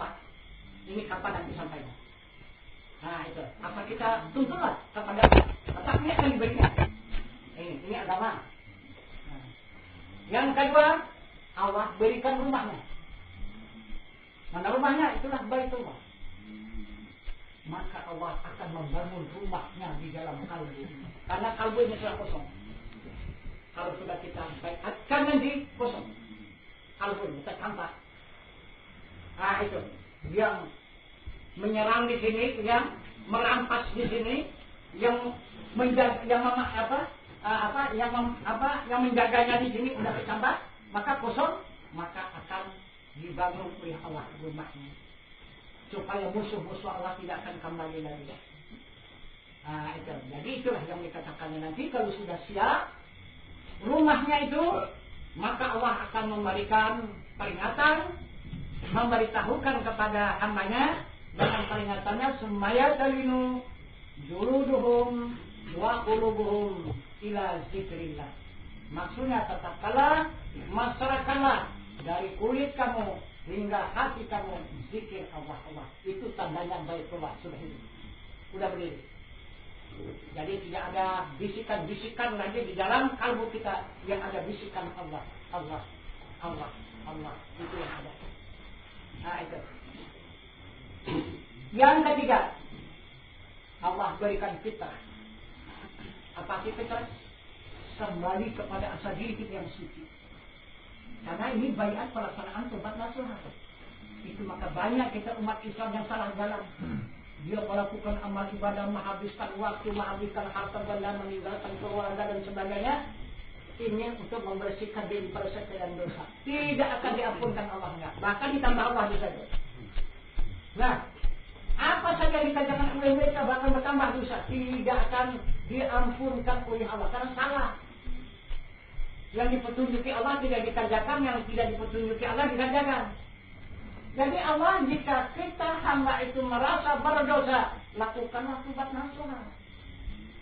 Aduh, baru disucikan oleh Allah sekalian dosa. Apa yang dikatakan tobat nasuha? Menyerahkan diri kepada Tuhan yang hidup, yang tiada mati, seperti nasuha. Maka diperingatkan oleh dalam Al-Quran, ya ayyuhalladzina amanu tubu ilallahi taubatan nasuha. Itu. Jadi wahai orang yang beriman, kata Allah, tobat. Ayo, tobat. Yang sumber warna tobat seperti nasuha, menyerahkan diri kepada Tuhan. Maka sucilah daripada sekalian dosa. Jika sudah kita kembalikan diri kita kepada Allah, habis sekalian dosa. Kemudian yang keempat, Rasul akan memberikan syafaat. Nah itu, baru kita dapat syafaat. Ini tidak bisa didoakan syafaat itu. Tidak bisa. Tidak bisa dicita-citakan itu syafaat Rasul kok tidak dikerjakan. Serupa dengan seorang wanita. Ingin dia untuk mendapatkan syafaat. Di mana seorang wanita mendapat syafaat? Hanya di bawah tapak kaki suami. Di sana syafaat wanita. Bagaimana supaya dia mendapat syafaat? Dia nikah. Kalau kamu nikah mendapat syafaat. Apa sih nikah? Menyerahkan diri kepada suaminya dengan perantaraan walinya. Itu jika sudah diserahkan oleh walinya, diterima oleh calon suaminya, disaksikan oleh 2 orang saksi, maka sah pernikahannya, otomatis perempuan mendapat syafaat dari suaminya. Suami berhak memberikan syafaat kepada istri. Begitu kita kepada Rasul. Semoga kita mendapat syafaat dari Rasul pada kemudian hari kelak. Hanya di upacara di mana-mana. Dapat itu. Sampai kapan pun tak dapat itu. Nah, kalau tidak kita lakukan, mana? Serahkan diri. Kalau mau mendapat syafaat Rasulullah, baru dijaga supaya jangan putus syafaat itu. Seperti orang rumah tangga, kan ada kewajiban. Nah, ini pun ada kewajiban. Nah, menjaga syafaat Rasul supaya tidak putus ada 3 perkara. Kata Rasul, mu'alliman, muta'alliman, mustami'. Pertama mengajar, kedua belajar, ketiga mendengar. Itulah hubungan kita dengan syafaat Rasul yang tidak putus. Kemudian yang kelima, baru kita mendapatkan ridha Allah. Allah akan memberikan keridhaan karena kita menyerahkan diri kepada Allah dan Rasul. Hasil penyerahan diri kita nanti dalam baiat ini, Allah akan memberikan keridhaan, Rasul memberikan syafaat. Baru kita jaga keridhaan Allah supaya tidak putus. Bagaimana menjaga keridhaan Allah? Pertama, salat 5 waktu sehari semalam pada puasa. Pada bulan suci Ramadan, ketiga melaksanakan mengeluarkan zakat harta yang sampai nisa. Keempat, melaksanakan ibadah haji. Kelima, sedekah. Keenam, sadaqatun jariyah. Ini 6 perkara menjaga keridhaan Allah supaya tidak putus. Dan yang keenam, Allah berikan ibadah haji. Di sini rupanya ibadah haji itu. Nah, itu bukan ke Mekah. Nah, itu untuk diri di sini. Yang ke Mekah untuk harta. Siapa yang banyak hartanya berbagai hak, dia ada ke Mekah. Itu kan menghajikan harta. Belum tentu diterima Allah kalau haji kita tidak kita hajikan. Ayo, karena kita tidak dapat menghadap kepada Allah itu. Di dalam perasaan ibadah haji nggak usahkan kepada zat Allah, kepada Baitullah aja pun tidak bisa kita menghadap. Sasar kita ke Ka'bah. Bukan Ka'bah itu Baitullah. Tapi banyak orang yang dulu Ka'bah itu Baitullah. Sesat itu. Nah itu. Nah itulah yang dijanjikan oleh Allah Subhanahu wa taala, ada 6 perkara itu. Nah, itu menghajikan diri kita.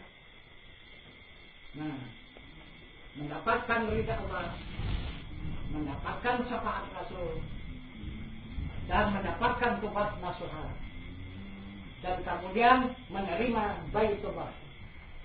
Dan yang keenam menerima agama Allah. Inilah pelaksanaan baiat ini. Kemudian coba kita lihat contoh teladan yang ada di dunia seperti di dalam negara kita. Jadi ini dulu ada pendiri negara ini orangnya. Nah itu yang pertama, Syekh Muhammad Nafis yang mengarang kitab Darun Nafis. Yang kedua Kiai Haji Juwantara. Yang ketiga Soekarno. Keempat Muhammad Hatta. Itu pendiri negara ini dulu. Maka bagaimana dia untuk membuat peraturan dalam negara ini yang sebaik-baiknya? Karena dulu dia berjanji akan melaksanakan hukum agama Islam di negara Republik Indonesia kalau tercapai merebut tanah air ini. Nah, kemudian diambilnya dalam agama. Apa di agama ini yang paling mulia? Di sisi Allah Subhanahu wa taala dan di sisi hamba adalah baiat. Nah, inilah yang diambil. Acara baiat ini dibawa ke dalam peraturan negara menjadi pelantikan. Nah, itu. Jadi juga kita perhatikan dalam negara, dalam agama ini baiat. Coba lihat orang-orang yang dilantik itu siapa-siapa orangnya. Nah, orang-orang yang terpilih kan? Orang-orang yang terpilih yang dipercayakan untuk menjalankan roda pemerintahan ini, itulah yang menerima pelantikan. Oh tidak? Tapi orang terpilih apa yang dilantik? Itu maka tidak semua bangsa Indonesia ini dilantik, tidak, sedikit adanya. Begitu juga yang melakukan baiat ini. Bukan semua umat Islam bisa menerima baiat, tidak. Ini sedikit sekali ini. Nah itu, yang menerima bayat ini orang yang sudah dikehendaki Allah, orang yang dipilih oleh Allah, orang yang sudah ditentukan oleh Allah, yang dipercayakannya untuk menegakkan agamanya di muka bumi ini, yang melakukan amal ibadahnya. Ini baru diberikannya, betul enggak? Nah itu. Ada saja yang sudah sampai 20 tahun, 30 tahun mengikuti pengajian ini, tapi namun bayat tidak. Itu kalau Allah tidak menghendaki, Allah tidak mempertunjuk kepada mereka, karena sedikit aja yang diberinya ilmu itu, bukan banyak. Bukan semua hamba itu diberikan ilmu, tidak. Wa ma utitu minal ilmi illa qalila. Nah itu sedikit cuma yang diberi Allah ilmu itu, bukan banyak. Nah, jadi barangkali inilah keterangan singkat mengenai bayat ini. Memang kalau panjangnya diperpanjang sampai subuh pun tidak habis ini. Nah, jadi yang penting kita itu mengambil ya intisarinya aja kan. Nah, jadi kemudian pelaksanaan bayatnya. Pelaksanaan bayatnya kita mengucapkan as-safar 3 kali berturut-turut, itu dianjurkan oleh Rasulullah. Tapi hati kita mohon minta disucikan di dalam dosa. Kedua, kita mengucapkan kalimat syahadat. Dalam ucapan kalimat syahadat, hati kita bermohon lagi minta keridaan Allah. Baru kita mengucapkan tubat nasuha. Sesudah kita ucapkan tubat nasuha, baru kita meminta ijazah. Ijazah dalam kesempurnaan dunia dan kesempurnaan akhirat. Baru kita menyerahkan diri kepada Allah dan Rasul. Sudah kita serahkan diri kita kepada Allah dan Rasul, baru kita minta dia anak. Anak siapa? Anak Rasulullah. Nah itu, karena Allah Subhanahu wa Ta'ala, barang siapa yang menyerahkan dirinya jangan ikhlas kepada Allah, Allah akan berikan batas. Ada 3 orang. Itulah untuk menjamin keselamatan diri kita, untuk kembali ke hadirat Allah. Jaminan atas 3 orang bapak itu, maka selamatlah kita kembali ke hadirat Allah. Serupa dengan kita turun ke dunia ini. Nah itu, diutus Allah, ayah dan ibu kita, yang menyelamatkan kita turun ke dunia ini. Kalau tidak, tak ada orang yang selamat turun ke dunia kalau tidak ada jaminan. Karena kita melewati 2 alam yang sangat luas. Pertama alam nur yang sangat dalam, kedua lautan air yang sangat luas. Inilah kita turun ke dunia. Menyeberangi lautan nur 40 hari 40 malam. Siapa kendaraan kita? Itulah Bapak. Menyeberangi lautan air yang sangat luas, perjalanan 9 bulan 9 hari. Siapa yang menyelamatkan kita? Itu ibu kita. Kalau tidak akan ada manusia yang selamat ke dunia ini.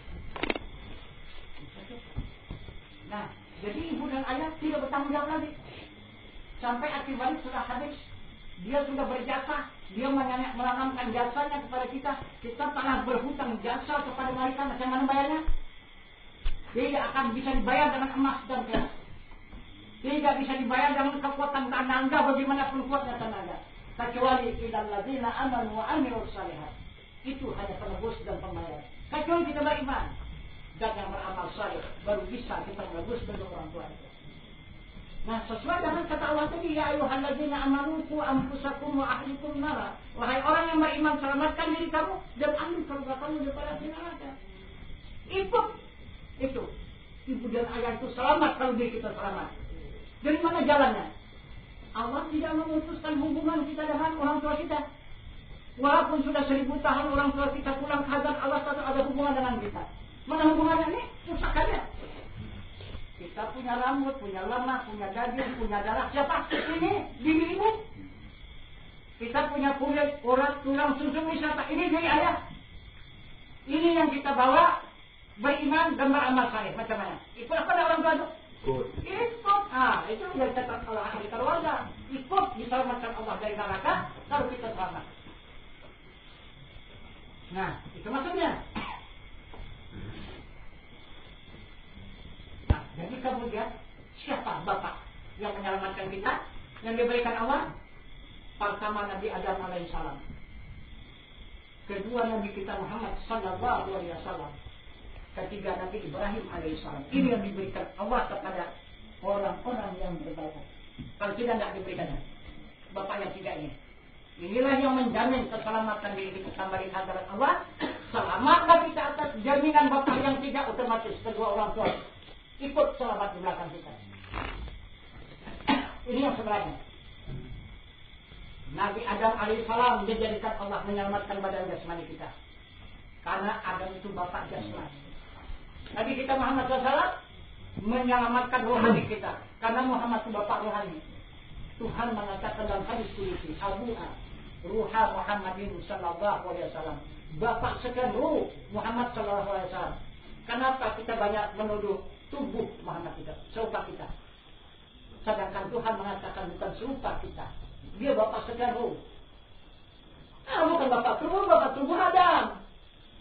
Nah, kemudian yang ketiga Nabi Ibrahim alaihissalam, bapak agama kita. Jadi selamatlah jasmani kita, selamatlah rohani kita yang dipimpin oleh Nabi kita Muhammad SAW karena dia bapaknya, dan selamatlah jiwa kita yang dipimpin oleh Ibrahim alaihissalam. Maka Allah mengakui kepada kita hambanya, ya ayyuhalladzina amanu dkhulul silmi kaffah. Wahai orang yang beriman, masukkan diri kamu ke dalam Islam secara menyeluruh. Inilah dia caranya. Ini dia pelaksanaannya, memasukkan diri ke dalam Islam. Badan jasmani kita masukkan ke dalam Islam. Ruhani kita masukkan ke dalam Islam. Dan jiwa kita masukkan ke dalam Islam. Baru menyeluruh. Nah, itu. Jadi itulah keterangan singkat mengenai pelaksanaan baiatnya. Nanti sesudah baiat kita sambung keterangan lagi. Karena Allah menjanjikan 6 perkara yang akan diberikannya sesudah kita melaksanakan baiat. Dari mulai agama sampai ibadah haji. Kemudian Nabi kita Muhammad SAW juga untuk memberikan tiang agama. Itu. Jadi Allah memberikan agamanya, Rasul memberikan tiangnya. Jadi akan kita sambung nanti sedikit lagi mengenai soal tiang agama. Jadi ini kita laksanakan. Bapak nanti sedikit ke depan. Jadi sama ya. Harapan sedikit. Jadi saya nanti memimpin kata-katanya. Nanti kemudian kita bersambil sedikit mengenai Rasulullah. Dia akan memberikan tiang agama dengan sabdanya berbunyi as-salatu imanuddin. Salat itu tiang agama. Itu kata Rasul. Yang mana itu salat itu menjadi tiang agama? Salat itu menyatukan rukun Islam yang 5. Jadi satu rukun Islam yang 5 itu yang menjadi salat. Salat yang kita tegakkan 13 rukun itu, sudah kita takbir. Nah, Allahu Akbar. Kita sudah khusyuk itu menghadap kepada Zat Allah. Tidak ada nafsu. Ada nafsu. Diam. Nafsu itu. Nah, itu dikatakan puasa. Timurlah puasa. Sesudah puasa, datang ke Allah, wa aqimis shalah wa atuz zakat. Tegakkan salat, keluarkan zakat. Zakat apa yang dikeluarkan di dalam salat? Zakat diri. Maka timbullah penyerahannya doa iftitah. Inna salati wa nusuki wa mahyaya wa mamati lillahi rabbil alamin. Salatku, ibadahku, hidupku dan matiku hanya milik Allah Tuhan SWT. Tidak ada punya milik kan? Nah, ini yang dimaksud oleh Rasul, mautu qabla an tamautu. Matikan dari kamu dahulu daripada mati kamu. Kamu tak punya diri lagi. Nah itu. Maka kembalilah kita kepada Allah. Inna lillahi wa inna ilaihi raji'un. Nah itu. Karena kita ini datang daripada Allah, kembali kepada Allah, maka diterima Allah. Menjadi minallah billah lillah. Daripada Allah kepada Allah, bagi Allah. Itu syarat. Allah semesta itu yang menegakkan syarat, maka ditunjukkannya berdiri Allahu Akbar, Allah Maha Besar. Rukuk, Allahu Akbar, Allah Maha Besar. Sujud, Allahu Akbar, Allah Maha Besar. Duduk, Allahu Akbar, Allah yang Maha Besar. Semata-mata yang menegakkan salat itu berdiri, rukuk, sujud dan duduk Allah yang Maha Besar. Tidak ada kita kan? Ada hadis, kita sudah kembali kepada Allah. Nah, inilah zakat. Kemudian timbul haji. Haji? Apa itu haji? Menghadap kiblat. Nah, maka wajib kita salat itu menghadap kiblat. Mana kiblatnya kita hadap? Baitullah. Rumah Allah. Di mana rumah Allah itu? Nah, itu siapa yang bisa menghadap rumah Allah, maka hajilah dia. Kalau tak bisa menghadap rumah Allah, sekalipun ke Mekah tidak haji. Nah, itu. Karena bukan berdasarkan Mekah itu haji, berdasarkan dapat menghadap Baitullah. Nah, nanti akan kita buka. Nah, ini kita teruskan kelima dua kalimat syahadat. Habis rukun Islam kan masih menjadi salat. Tapi dua kalimat syahadat ini tak bisa kita bawa ke dalam salat. Tak bisa. Kenapa? Karena tidak ada di rukun 13. Dua kalimat syahadat tidak ada. Yang ada tahiyat. Tahiyat awal dan tahiyat akhir. Kenapa maka tak bisa dibawa syahadat? Batal zakat kita tadi. Kalau kita membawa dua kalimat syahadat. Karena di syahadat ada asyhadu, adanya saksi aku. Ada diri kita kembali menjadi saksi adanya Allah dan adanya Muhammad Rasulullah. Batal zakat kita tadi dan kita serahkan kepada zat Allah. Nah, karena kita tak punya diri lagi. Nah, itu maka tidak ada syahadat, yang ada tahayat. Tahayat ini apa? Nah, mana tahayat? Tahayat itu bukan pengakuan kita, itu pengakuan Muhammad dengan Tuhannya. Nah, karena salat itu Rasulullah mengatakan as-salatu mi'rajul mu'minin. Salat itu mi'raj orang yang beriman. Nah, gitu. Nah, jadi syahadat itu orang kafir masuk Islam. Itu syahadat pengakuannya. Nah, masakan orang kafir masuk Islam pula salat? Nah, kan? Nah, sesudah Islam apa pengakuannya? Tahlil. Nah, kan udah berbeda. Tidak lagi syahadat, sudah tahlil dia ini. Pengakuan orang Islam sudah tahlil. Nah, begitu. Nah, tahlil hanya la ilaha illallah. Jadi syahadat kita saksikan dengan diri kita. Ini diri kita ini menjadi saksi adanya Allah dan adanya Muhammad Rasulullah. Maka kita menjadi Islam. Sesudah Islam baru kita bertahlil.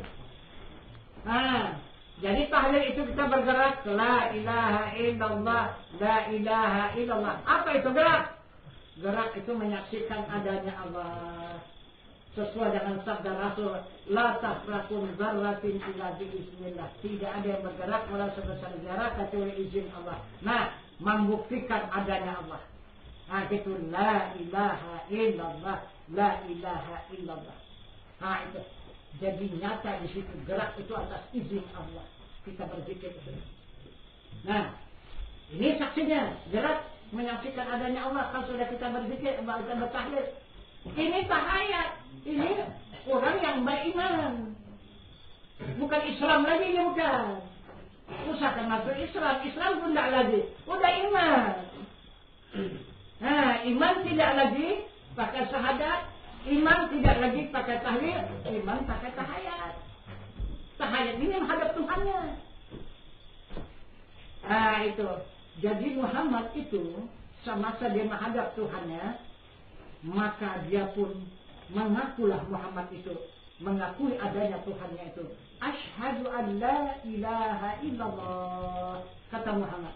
Maka disahut oleh Tuhan, oleh Allah. Muhammad Rasulullah. Itu aku, kata Tuhan. Masakan kita perahu itu. Itu aku, kata. Aku. Muhammad itu adalah utusanku. Itulah Rasulku, kata Allah. Nah, jadi Muhammad mengakui adanya Tuhan dan Tuhan mengakui adanya Muhammad Rasulnya. Itu menjadi tahayat.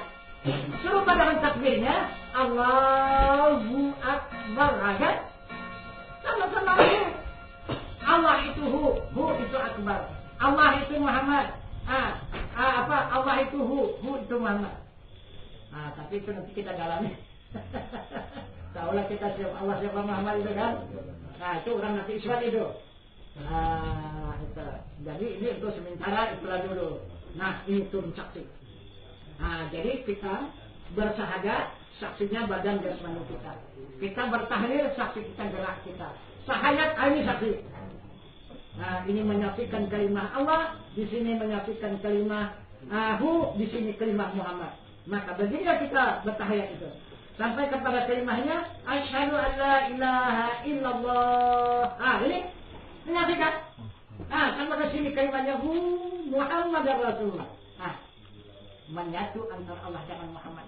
Ini orang mati Islam. Itu. Jadi Muhammad itu iman mujmal, amantu billah wa bima qala Allah Ta'ala. Kedua, amantu bi Rasul wa bima qala Rasul, artinya berhimpun dan bercerai.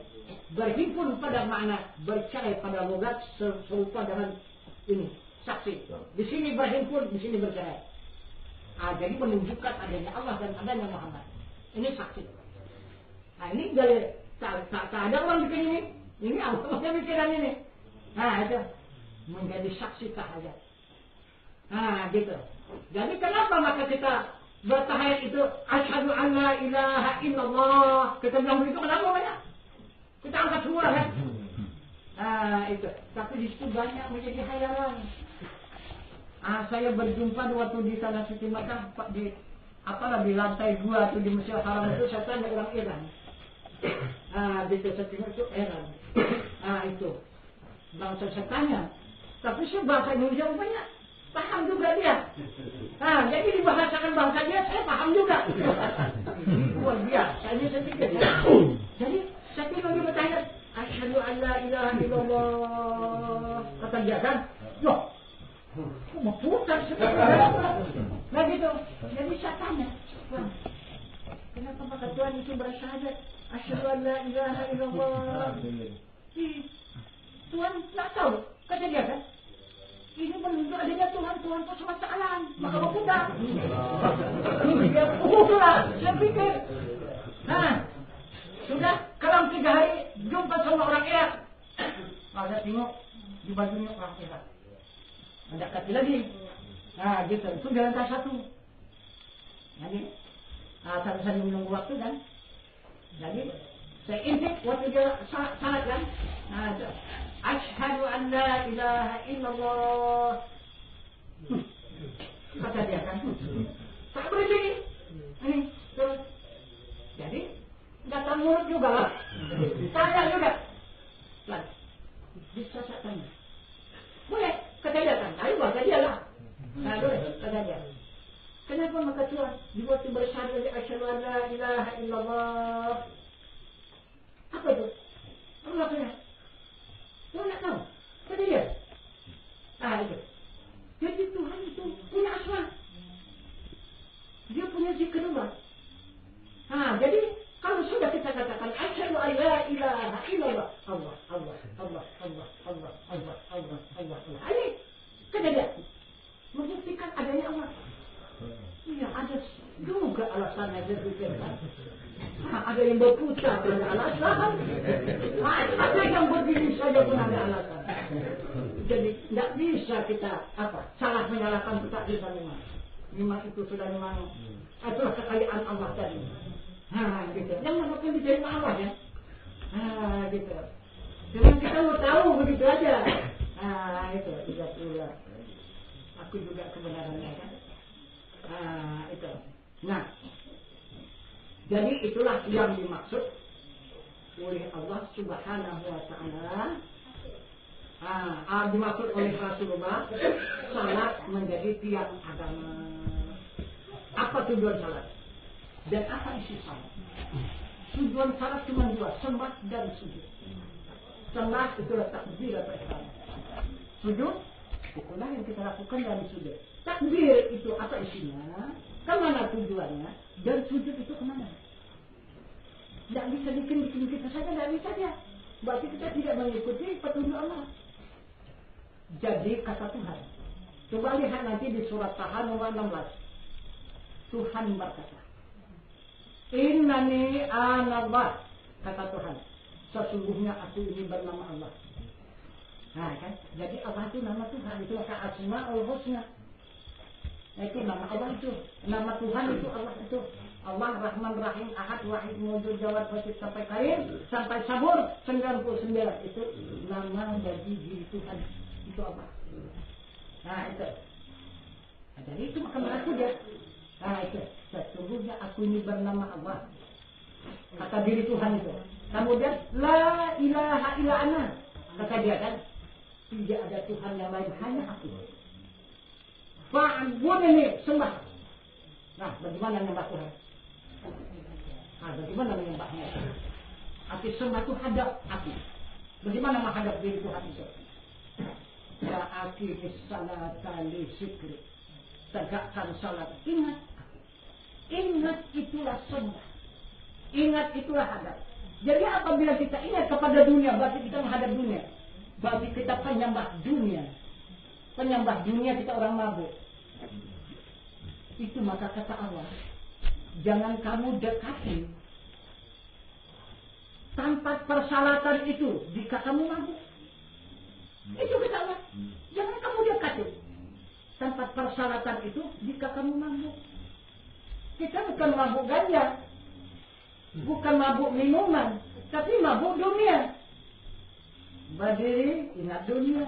Ruku, ingat dunia. Sujud, ingat dunia.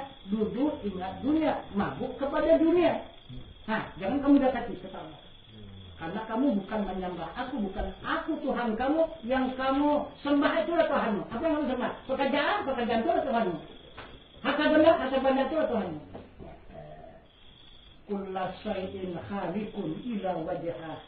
Kata Tuhan, sesuatu itu rusak lagi binasa kecuali wajahnya dan zatnya yang tidak rusak tidak binasa. Kembalikan ingatan kepada yang tidak rusak tidak binasa, sama lah kita. Ah itu, jadi ingatan itu kembalikan kepada wajahnya yang maesakan sesuatu dan kepada zatnya yang maha suci itu yang hidup. Kasar ingatan. Jadi yang mana wajahnya itulah yang tidak ada seumpamanya oleh tiap-tiap sesuatu jauh pun tempat penyerahan diri kita pertama. Nah yang kedua baru kepada zatnya yang hidup itu yang maha suci. Kesana ingatan itu. Nah jadi sebenarnya bukan kita yang mengingatnya, jangan salah. Ini banyak masalah ini. Kita mengingat Tuhan sampai kapan pun tidak bisa mengingat Tuhan. Kalau tidak ada peringatan, kita lah halala kuasa. Yang ingat itu adalah zatnya. Itu zat Allah yang ingat itu. Itu maka jangan biarkan ke ladang, kepekan kemana-mana. Jadi Tuhan itu tidak ada di diri kita salah. Kosong diri kita, tak betulan. Pertahankan. Jangan keluar dari diri kita. Jadi tetap kita dalam Tuhan. Tetap kita dalam zatnya, tetap kita dalam wajahnya. Tetap kita beserta asmanya dan afalnya. Itulah di dalam syarat itu. Itu maksudnya. Jadi tetapkan ingatan kepada yang hidup dan kepada yang merasa. Nah itu, yang merasa itu sifatnya. Merasa bergerak, merasa berkehendak, merasa mengetahui, merasa mendengar, merasa melihat, dan merasa berkata-kata. Nah itu sifatnya. Jadi yang hidup itu zatnya, itu nikmat. Nah itulah nikmat. Jadi itulah nikmat yang hidup. Kemudian yang merasakan itu rahmat. Jadi berpisahkah antara rahmat dengan nikmat? Jadi baru kita dalami nanti siapa itu nikmat, siapa itu rahmat. Nah, barulah tahu jumpa kita nanti. Jadi itu maka Allah mengatakan wa ma arsalnaka illa rahmatan lil alamin. Tidak aku utus engkau wahai Muhammad hanya menjadi rahmat semesta alam. Jadi siapa menjadi rahmat juga? Muhammad kan? Nah, jumpa dengan Muhammad. Berpisahkah dia dengan nikmat? Kalau tidak berjumpa rahmat, tidak akan berjumpa nikmat. Karena kita meluati rahmat, baru berjumpa dengan nikmat. Ana minallah. Itu. Kata Muhammad itu. Wal mu'minin minni. Aku yang dari Allah itu. Sekian orang yang beriman dari aku. Banyak kita sesat. Semua kepada Allah, semua kepada Allah, semua kepada Allah, semua kepada Allah. Itulah dengar ini. Coba. Tuhan pun mengatakan, adamu ya Muhammad karena aku sekian alam keramamu. Nah itu. Bukan karena aku kata Allah semesta alam. Karena kamu Muhammad. Kalau tidak kamu tidak ada semesta alam. Nah, Kenapa maka kita bekerja kepada Allah? Kepada Tuhan, kenapa? Lari dari Muhammad. Coba. Apa sesuka kita kan? Kata-kata. Maka tidaklah berjumpa iman. Kalau tidak, kita dari Muhammad tidak jumpa iman. Nah gitu. Itu sudah jelas saya katakannya kan? Ada minallah wal mu'minin minni. Aku yang dari Allah. Sekian orang beriman dari aku. Nah, macam mana itu coba?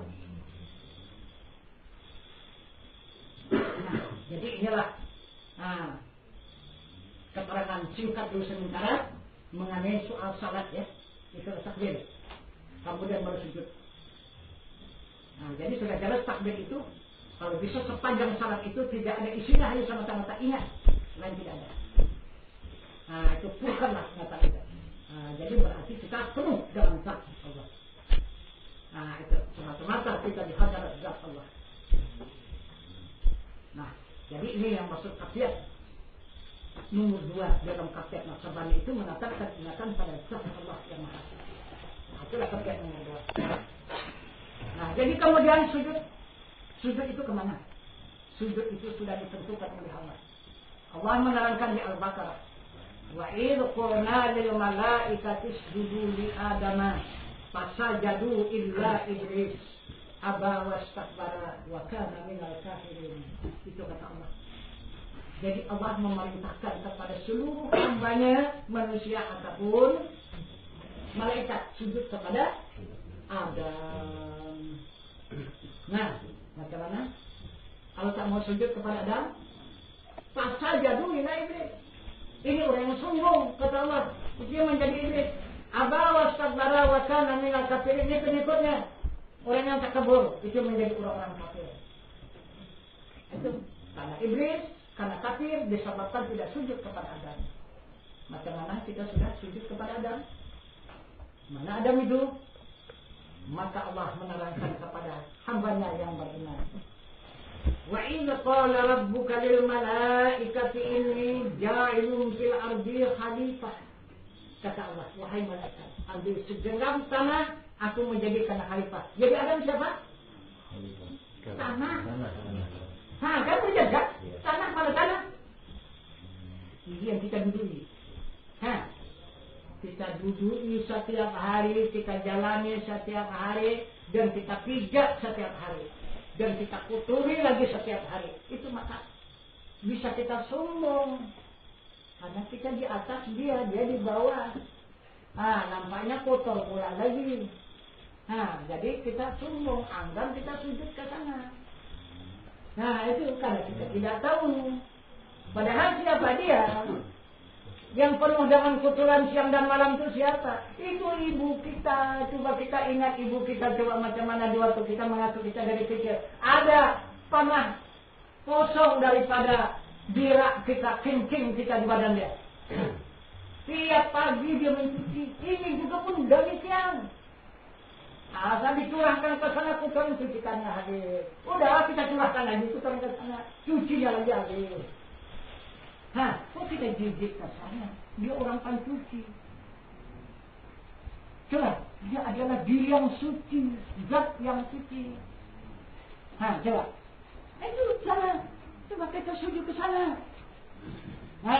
Jadi siapalah dia? Itulah dia asal diri kita. Itulah Adam alaihi salam. Karena Adam itu dijadikan daripada tanah, maka dibentuklah seperti bentuk kita ini. Maka dia melahirkan anak cucunya, berkembang anak cucunya, dor tasalsul, jadi menjadikan sampai sekarang ini. Kemudian Adam itu dipulangkan oleh Allah sebagai contoh tauladan. Di mana dipulangkannya? Minha khalaqnakum wa fiha nu'idukum. Itu kata Allah. Adam dijadikannya daripada tanah dan dipulangkannya ke tanah. Jadi tanah yang terhadap siapa?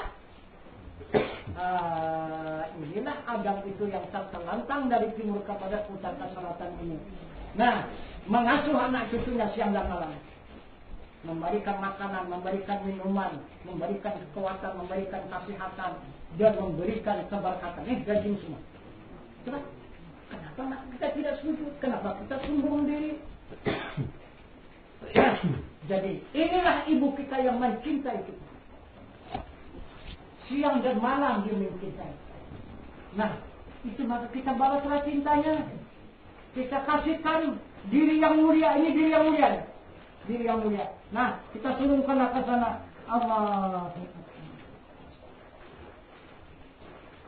Aduh. Ma'rifahnya. Tempat kita sujud ini adalah lautan air. Bumi yang berkembang ini seperti lautan air. Tubuh kita ini seperti segelas air. Di waktu sujud itu tercurah air yang segelas ke dalam lautan Allah. Merasa air yang segelas itu masuk ke dalam lautan sampai ke dasar. Apa yang ada? Apa yang ada? Hanya dengan sendirinya. Di depan air, di belakang air, di kiri ke air, di kanan air, di bawah air, di atas air. Sama-sama air, sama-sama. Kita pun sudah dari air.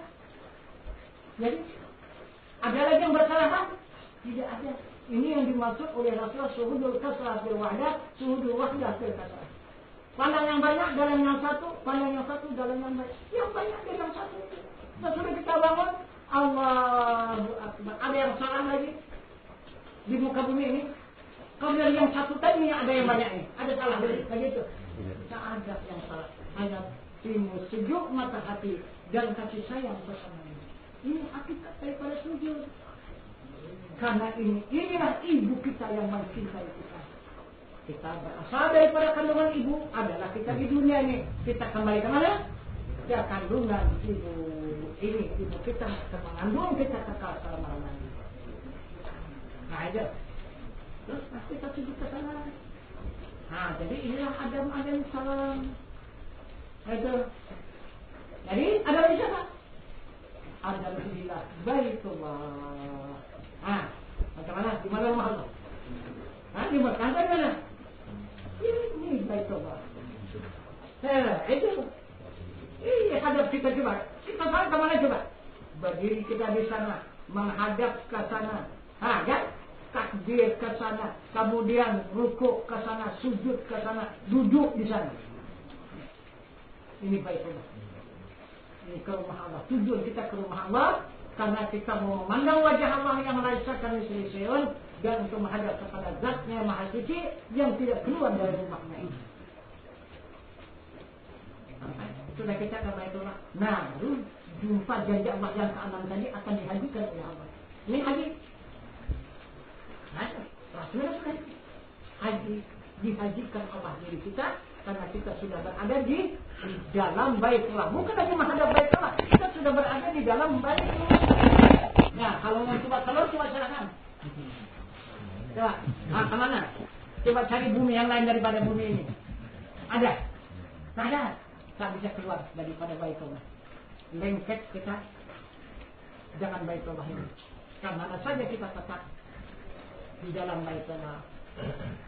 Itu. Nah, jadi ini sudah kita berkekalan sudah kita dalam Baitullah, hanya tinggal memandang wajah Allah yang laisa kamitslihi syai'un wa huwas samiul basir, yang tidak ada seumpamanya oleh tiap-tiap sesuatu juga pun dia yang amat mendengar dan dia amat melihat. Di mana wajah Allah itu fa'inama tuwallu fasamma wajhullah, dan kemana hadap kamu di sana wajah Allah.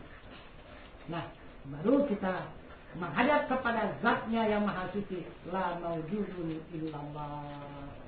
Baru sampai perjalanan kita kepada Allah Subhanahu wa Ta'ala yang masuk dalam salat.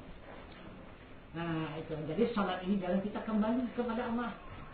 Benar salat kita, benar kembali kita. Tidak benar kita salat, tidak benar kembali kita. Nah, itu. Jadi ini ada penyimpangan ada. Coba periksa. Kan ini dikatakan ihdinas siratal mustaqim. Inilah jalan yang lurus, jalan yang diridai oleh Allah Subhanahu wa Ta'ala. Nah, ini baru jalan ilmu ya. Sesudah ilmu nanti beramal. Sesudah amal baru ibadah. Itu baru sempurna perjalanan kita kepada Allah. Jadi semuanya kembali kepada Allah. Semuanya mendapatkan jalan yang lurus kepada Allah. Nah, baik di ilmu kita dan diri kita. Ya, diri ini untuk ilmu ini. Nah, baru amal kita. Nah, baru ibadah kita. Jadi tidak ada yang tersimpang, Tidak ada yang tersesat. Baik amal kita, ilmu kita, diri kita, dan ibadah kita. Oke. Yang dimaksud oleh Allah Subhanahu wa Ta'ala memanggil hambanya, memerintahkan hambanya untuk menyerahkan diri kepadanya. Nah, itu. Maka benar jadi Allah, dia akan memberikan perlindungan, dia akan memberikan petunjuk, ilmu, dan akan memberikan keridhaan. Ini yang pertama. Nah, barangkali ini perlu kita padakan keterangan dari pada malam hari yang berbahagia ini. Kemudian besok ambil ayat